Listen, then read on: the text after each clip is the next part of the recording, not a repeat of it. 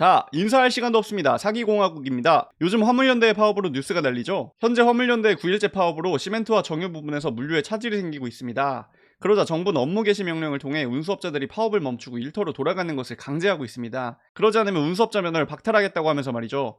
말 그대로 강대강 대치가 진행 중입니다. 그 여파로 일부 주유소들에서 휘발유 품절 대란이 일어나고 있다고 합니다. 유가정보 플랫폼에 따르면 현재 서울 24개, 전국 49개의 주유소에서 휘발유와 경유가 품절되었습니다.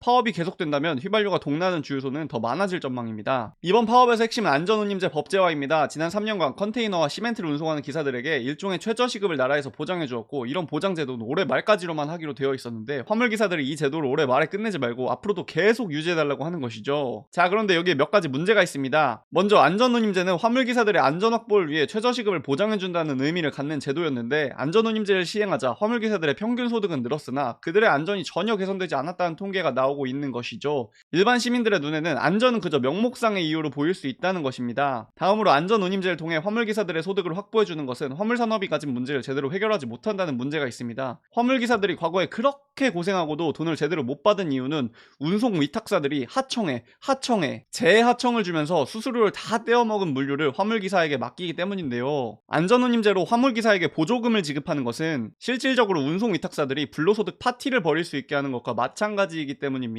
물론 여러분들의 세금으로 말이죠. 화물기사들의 소득을 제대로 구제할 수 있는 방안은 이런 하청 구조를 뜯어 고치는 것 뿐일 것입니다. 또한 화물연대의 파업은 국민들에게 공감을 얻지 못하고 있는 것이 큰 문제입니다. 파업을 하면 주변 노동자들과 국민들이 지지의사를 보내고 결국에는 노동자들의 권익이 전반적으로 향상되는 것이 바람직한 그림일 것입니다. 그런데 정작 우리 부모님들이 고작 한 달에 100만원에서 140만원 벌어보시겠다고 추운 새벽부터 나가서 하루 종일 개고생하고 가끔가다 취업 못하는 자식 힘내라며 용돈으로 5만원씩 쥐어주시면 눈물이 날 것 같은데, 다른 노동자들이 차량 할부금 떼고 월 300은 너무 적다, 월 4, 500은 벌어야 하지 않겠냐 라고 하며 확성기 틀고 구호를 외치고 있으면 전혀 공감이 가지 않는 겁니다.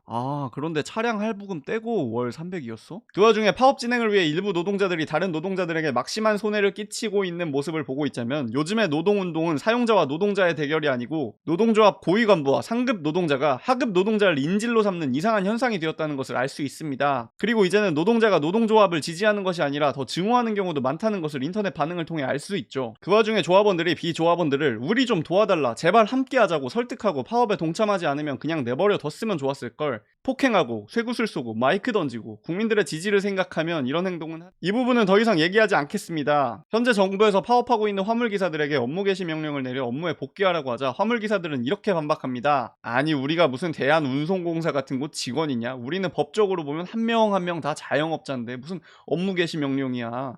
업무 개시 명령이면 강제 노동시키는 거 아니야? 이건 사실 맞는 말입니다. 그렇습니다. 화물기사님들은 모두 자영업자가 맞습니다. 그런데 골목식당 점주 임금 보장제나 편의점 점주 임금 보장제 같은 제도를 들어보셨나요? 화물기사들이 업무 개시 명령을 비판하기 위해 자신들이 자영업자임에 확실히 선을 긋는 순간 화물기사 임금 보장제, 즉 안전운임제의 당위성과 필요성이 훼손되게 됩니다. 사실 그들은 어떤 회사에 속한 일반 노동자라기보다는 자영업자가 맞으니까요. 그래서 객관적으로 놓고 보았을 때 이번 파업은 전반적으로 실패한 것 같습니다. 가장 중요한 대국민 공감과 지지를 받지 못하고 있으니까요. 오히려 각종 비판과 음해가 가득한 상황입니다. 화물연대 노조가 다음번에는 좀 더 덜 과격하고 질서있게 본인들의 입장을 전달해 주었으면 어떨까 하는 생각이 듭니다. 영상 마치기 전에 화물연대 첨언 한 가지 하겠습니다. 2020년에 판스프링으로 인해 고속도로에서 운전자들이 사망하자 화물연대는 판스프링 단속하면 화물기사 다 죽는다, 단속을 중단하라 라고 시위를 벌인 바 있습니다. 아니, 판스프링에 고속도로에서 가슴이 관통당해 즉사하는 사람이 나오는 상황에서 시위구호를 그렇게 작성하면 어떡합니까? 불법 과적 운송물 위탁하는 화주부터 단속하라, 비난의 화살을 우리에게 돌리지 말라, 이렇게 구호를 쓰셨어야죠. 처음에는 판스프링 단속 시위를 보고 화물기사들이 단체로 정신 이상에 걸린 줄 알았는데 자세히 알아보니까 애초에 실을 수 없는 물건을 위탁하는 화주의 문제도 굉장히 크다는 것을 알게 되고, 당시 화물연대의 시위 구호가 완전히 잘못되었다는 것을 깨달은 경험이 있습니다. 이번 파업으로 한 번 더 느낍니다. 현재 화물연대 수뇌부 중에 몇몇 인물에게 좀 문제가 있는 것 같습니다.